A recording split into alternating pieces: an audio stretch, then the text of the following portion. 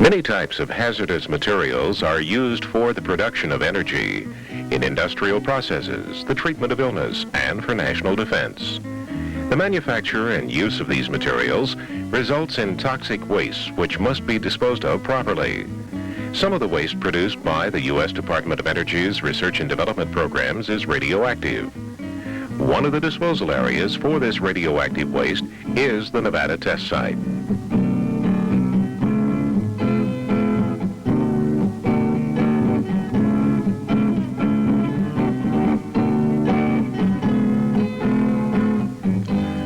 Located 65 miles northwest of Las Vegas, the Nevada test site is the location where the Department of Energy conducts underground nuclear weapons tests. Radioactive wastes resulting from the nuclear weapons testing program have been disposed of at the site for more than 20 years. Radioactive waste from other DOE Defense Program facilities are also taken to the site for disposal. The Nevada test site is a remote, secure area of 1,350 square miles where experiments involving hazardous materials can be carried out safely.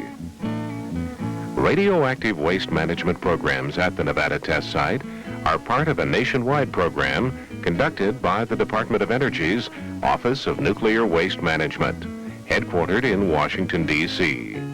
The programs include both normal day-to-day waste disposal operations and research and development projects on new and improved methods for safely handling and disposing of radioactive materials produced by both government and commercial nuclear operations.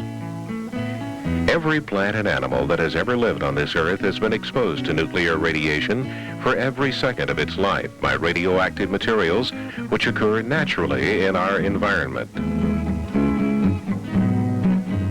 In addition to this natural background radiation, we are also exposed to radiation from medical diagnosis, nuclear weapons test fallout, and energy production and use. There are 106 chemical elements which cannot be divided into simpler substances by chemical means.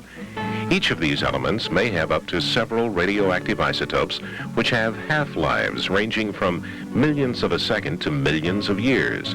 A half-life is the time in which half the atoms of a particular radioactive substance disintegrate to another nuclear form. The main concern is that radioactive waste materials with longer half-lives be safely disposed of so that they will not be hazardous to people or the environment. Two terms are important in this discussion. Transuranic elements are those elements having an atomic number greater than 92, that of uranium. All transuranic elements are produced artificially and are radioactive. A curie is the basic measurement of the amount of activity of a specific quantity of radioactive material and is based on the rate of decay of 1 gram of radium. The major classes of nuclear waste involved in programs at the Nevada test site are low-level waste, transuranic waste, and high-level waste. Low-level wastes contain less than 10 nanocuries, that is less than 10 billionths of a curie, of transuranic contaminants per gram of material. Some low-level waste may be free of transuranic contaminants. In general, low-level wastes have shorter half-lives, require minimal shielding, and have small but potentially hazardous quantities of radioactive isotopes. Some low-level waste may have much higher levels of radioactivity and require heavily shielded, specially designed transportation containers. Several types of containers are used to transport radioactive materials. Waste with a small amount of radioactivity may be packaged in heavy cardboard or plywood boxes. Other higher radioactive substances require much sturdier containers. All containers must conform to Department of Transportation regulations. Low-level waste disposed of at the Nevada test site originates in a number of Department of Energy facilities, such as the Rocky Flats plant near Denver, Colorado, where plutonium parts for nuclear weapons are produced. Depending on the type and amount of radioactive material involved, the waste is carefully packed in an appropriate shipping container. These containers must conform to U.S. Department of Transportation regulations and be properly marked and labeled. The content of each container is documented and a detailed inventory is kept on all radioactive material in stock and being shipped to the test site.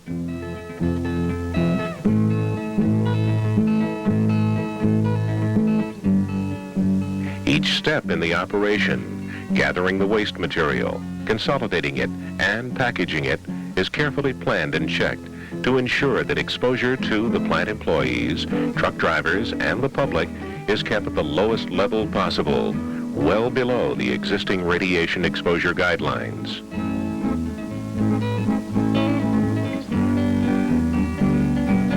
The waste materials destined for the Nevada test site are carried by commercial trucking firms under regulations established by the U.S. Department of Transportation and the states through which the trucks travel.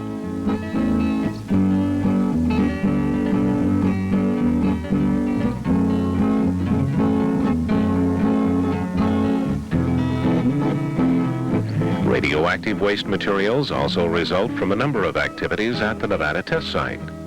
Some of the wastes are vehicles, equipment, and debris contaminated by atmospheric nuclear tests conducted in the 1950s.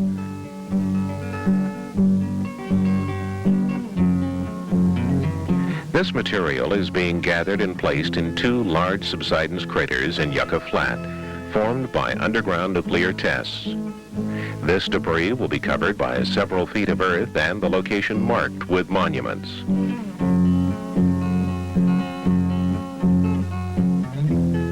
Other low-level wastes are generated in test site laboratories and facilities, such as the decontamination pad, where equipment used in the underground testing program is cleaned for reuse. Rags, protective clothing, and worn-out or broken equipment are typical of the waste items that are designated for disposal. These waste materials are compacted and packaged for burial. An inventory and continuous administrative control is kept of all radioactive materials on the test site. The major low-level disposal area at the Nevada test site is a large continuous trench located in Frenchman Flat, a dry lake bed in the southeast section of the site.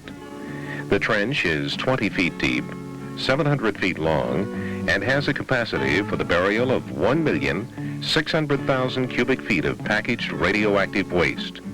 Additional trenches will be dug when needed. As the waste containers are stacked on one side of the trench and covered over, the opposite side of the trench is extended with the dirt taken to the fill side to be used for future covering. The stacked waste is covered with at least 7 feet of dirt. When the truck arrives at the site, the load is checked by a radiation monitor, and the containers are unloaded and stacked neatly in place on the side of the trench. The exact location of each box, along with a record of its contents, is carefully documented.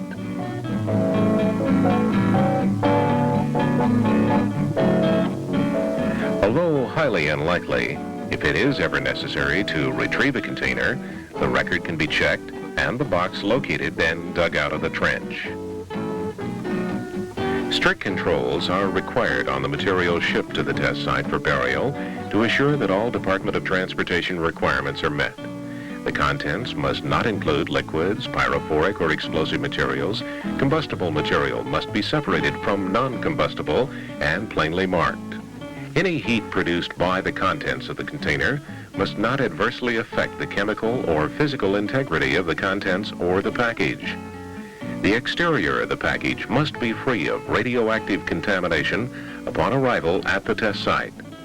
Penetrating gamma radiation must not exceed established guidelines during handling, shipment, and retrievable storage.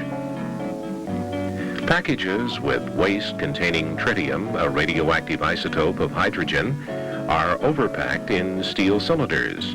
The tritium package is surrounded with a special absorbent material, and the steel container is welded shut prior to burial. Sensitive monitoring equipment is used to check for leaks of tritium both before and after the containers are buried. Several research programs on low-level waste currently being conducted include studies on revegetation to limit the penetration of moisture into the soil, a study on the transport mechanism of radioactivity through the soil, and a study to develop criteria for deeper burial of waste. The burial site in Frenchman Flat is continuously monitored by air samplers and other sensitive radiation detection equipment. All employees at the Nevada test site wear radiation film dosimeters, which are checked monthly to determine the amount of external radiation exposure that the individual may have received. Exposure to individuals is kept at the lowest level possible, well below guidelines. Transuranic waste result predominantly from reprocessing of spent fuel from nuclear reactors and the fabrication of plutonium components used to produce nuclear weapons. Transuranic waste is currently defined as containing more than 10 nanocuries of transuranic elements per gram of material and may contain uranium. All materials containing more than 10 nanocuries of transuranic isotopes are kept in special steel surface containers for 20 years or longer so that the material may be retrieved for reprocessing or permanent disposal. The radiation burial site in Frenchman Flat is particularly suited to this operation. It lies in a closed basin. Surface runoff from the infrequent rains flows into the valley, where it eventually evaporates. The local aquifer is about 600 feet deep, and there is no known transport of water from the surface to the aquifer. Wells in the area are monitored regularly to assure that the water is safe to use.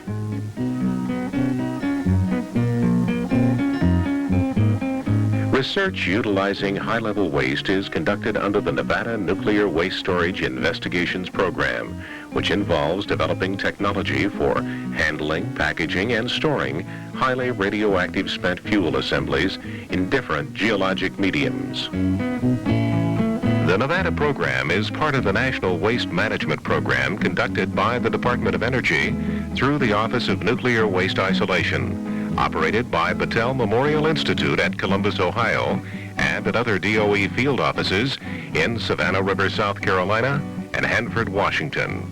High-level waste may come from two sources. They may be intact fuel assemblies that are being discarded after having served their useful life in a nuclear reactor and are called spent fuel.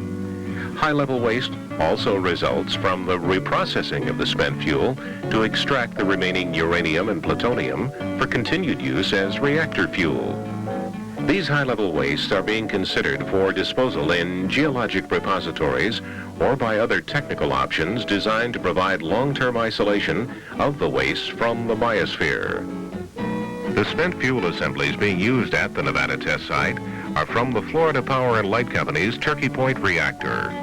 Additional spent fuel assemblies may be obtained from other reactors for use in new programs. A nuclear power reactor uses about 200 fuel assemblies in its reactor core, producing steam to run electric turbines. About 1/3 of a nuclear reactor's fuel assemblies in the core must be removed and replaced every 18 months. The spent fuel assemblies are highly radioactive and are stored in water pools near the reactor for several years to allow short half-life radioisotopes to decay. A 25-ton truck-mounted transportation cask is used to move the spent fuel assemblies from the reactor to the Nevada test site. This cask is placed in the reactor water storage pool for the loading of the spent fuel assembly. Each fuel assembly is about 13 feet in length and 8.5 inches square. It contains 200 hollow rods filled with uranium pellets. The spent fuel assembly is removed from the storage rack and placed in the shipping cask, which is then sealed. Each step of the operation is closely checked by radiation monitors to ensure that the operators do not receive an exposure above established guidelines. When the loaded cask is removed from the water storage tank, it is drained, washed, and steam cleaned. The cask is then monitored to assure compliance with the Department of Transportation regulations for external radiation and surface contamination. All of the bolts and seals are checked to assure that there are no leaks. The casks used to transport the spent fuel assemblies are designed to withstand accidents much more severe than would be expected in a normal transportation situation. The certification tests of the transportation casks include having a trailer carrying a cask rammed by a railroad locomotive going 80 miles per hour. This test showed only superficial damage to the cask without compromising its integrity. These casks are one of the safest containers for hazardous material used in interstate commerce.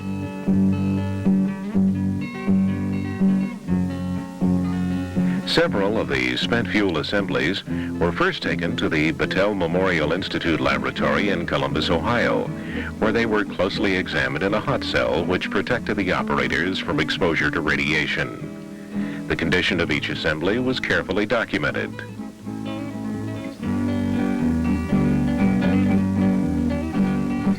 Fuel handling operations at the Nevada test site are conducted at the Encapsulation, Maintenance, and Disassembly, or EMAD facility, located on the southwest corner of the test site. This building was originally designed and constructed to assemble and disassemble nuclear rocket engines. When a truck containing the spent fuel assemblies arrives at the Nevada test site, the cask and trailer are carefully checked for surface contamination or leaks. In the hot bay of the EMAD facility, the cask is unloaded and again closely checked. This hot bay is one of the largest facilities of its kind in the world, with dense concrete walls and lead glass windows up to 6 feet thick. All of the operations involving highly radioactive materials in the hot bay are performed by remote control, using overhead cranes and sidewall manipulators. Each step of the operation is observed and recorded by closed-circuit television cameras and videotape recorders. Following removal from the transportation cask, the spent fuel assembly is placed in a stainless steel canister. A threaded lid is screwed into the top of the canister and welded closed, using specially remotely operated equipment designed for this operation. The sealed canister is filled with helium to provide a chemically inert environment, then is checked for any leaks and surface contamination. Two methods of temporary surface and near-surface storage are being evaluated at the Nevada test site. If adopted, one or more of these methods could be used to store high-level radioactive waste materials prior to final disposal or to provide overflow storage capacity for spent fuel. For the surface storage, an above-ground sealed silo has been designed to virtually eliminate external radiation and to withstand a tip-over caused by an earthquake without significant damage. The spent fuel assembly is loaded into the silo in the hot bay and then trucked to a pad located beside the EMAD building where it is bolted into place. The surface storage cask is made of steel reinforced concrete. It is 21 feet high, 9 feet in diameter, and weighs about 95 tons. It sits on a reinforced concrete pad 14 feet square and 6 feet thick. For the near-surface storage, 5 dry wells, 25 feet deep and 18 inches in diameter, have been drilled between railroad tracks near the EMAD. The dry wells are 25 feet apart and are equipped with steel liners that have been cemented into place. A specially designed shielded vehicle mounted on a rail car transports the encapsulated fuel assemblies and emplaces them in the dry wells. Both the dry wells and surface storage cask are instrumented to collect and record canister and liner temperatures, soil temperatures near the wells, and radiation levels. Once the fuel canisters are in place, workers can move around both the surface storage cask and the dry wells with virtually no exposure to the radiation from the emplaced spent fuel assembly. A second experimental program involves the use of 11 canisters containing spent reactor fuel and 6 canisters containing electric heaters, which will be emplaced in the 17 dry wells drilled in the floor of a granite tunnel 1,400 feet beneath the surface. Each spent fuel canister is taken to the experimental facility by a specially designed surface transport vehicle, which consists of a large steel cask mounted on a lowboy trailer. The cask is loaded in the EMAD hot bay and then driven to the top of a vertical hole which connects the surface to the granite tunnel.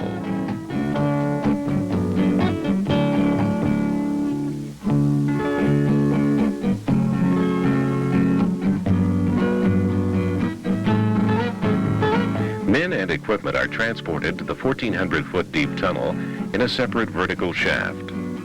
The canister containing the spent fuel assembly is carefully lowered underground through the 19-inch diameter access hole to a rail-mounted transfer vehicle. All of this equipment is controlled from the surface, with the operations being monitored on closed-circuit television. When the underground transport vehicle has received the canister, it moves to one of the storage holes drilled in the floor of the tunnel. A 5,200-pound concrete cover over the hole is removed, and the canister is lowered into place along with a shield plug. A specially trained team then connects temperature and radiation monitoring instruments in the hole, and the concrete plug is replaced, covering the hole. Two other tunnels in the granite formation on either side of the fuel emplacement tunnel have been equipped with electric heaters and monitoring equipment. The electrical simulators will be controlled to match the heat output of a spent fuel assembly.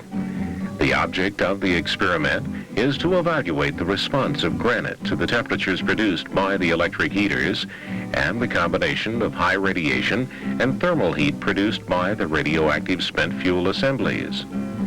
This data will aid in determining whether or not granite and other crystalline rock types are suitable geologic formations for permanent disposal of high-level radioactive wastes. All of the spent fuel canisters are retrievable and will be moved from the various experimental locations back to the EMAD building after several years. The spent fuel assemblies and the dry wells will then be examined to determine if there has been any effect caused by dry storage in an inert atmosphere. The information gained from these experimental programs will be used to develop geologic repository technology for use in permanent geologic waste disposal programs. A third study on high-level waste management involves determining if a geologic formation suitable for permanent disposal of high-level waste exists within the boundaries of the Nevada test site. Any long-term waste management project must be compatible with the prime test site mission of underground nuclear weapons testing. A waste repository located in the southwest quadrant of the site would not interfere with other Nevada test site programs, and the search is centered on Yucca Mountain near the test site border northwest of the EMAD facility. The rock under evaluation at the site is welded tuff, a very hard volcanic formation located about 2,000 feet beneath the surface.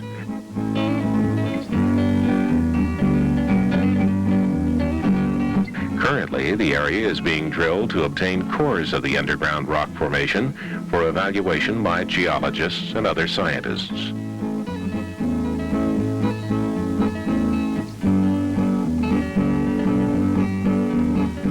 Other studies being conducted include surface ecology, seismicity, volcanism, and hydrology of the area. The effects of ground motion caused by underground nuclear tests are also being studied. If a geologic formation is found to be suitable for a permanent commercial high-level waste repository, any facility constructed would be licensed by the Nuclear Regulatory Commission with consultation and concurrence with the state of Nevada. All aspects of these investigations are periodically reviewed by scientific panels whose membership represents both the Department of Energy and independent scientific organizations. Details and results of these studies are available in open scientific literature and are presented to state officials and the public.